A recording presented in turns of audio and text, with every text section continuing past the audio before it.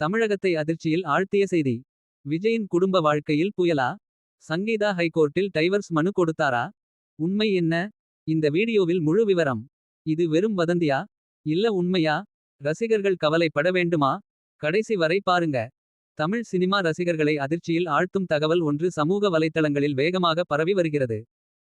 முன்னணி நடிகர் விஜய் அவர்களின் மனைவி சங்கீதா சோனாலிங்கம் ஹைகோர்ட்டில் விவாகரத்து மனு தாக்கல் செய்திருக்கிறார் என்ற செய்தி வைரலாகியுள்ளது. ஆனால் இந்த தகவல் உண்மையா. அல்லது வதந்தியா. விஜய் மற்றும் சங்கீதா சோனாலிங்கம் 1999 இல் திருமணம் செய்து கொண்டனர். இவர்களுக்கு 2 குழந்தைகள் உள்ளனர். பல வருடங்களாக இந்த தம்பதியர் மிக அமைதியான. குடும்பத்தை முன்னிலைப்படுத்தும் வாழ்க்கை நடத்தி வந்தனர்.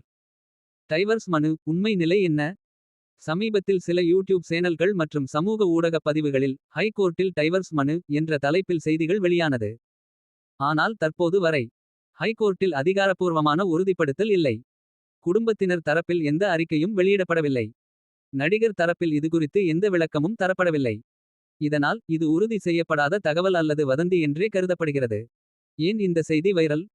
சமீபத்தில் விஜய் அவர்கள் அரசியல் களத்தில் கவனம் செலுத்தி வருவது. மேலும் பல பொது நிகழ்ச்சிகளில் தனியாக தோன்றியது போன்ற காரணங்களால் ரசிகர்கள் மத்தியில் கேள்விகள் எழுந்தன.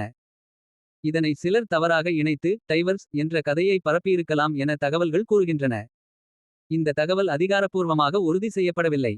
உறுதிப்படுத்தப்பட்ட தகவல்கள் வந்தவுடன் எங்கள் சேனலில் அப்டேட் வழங்கப்படும்.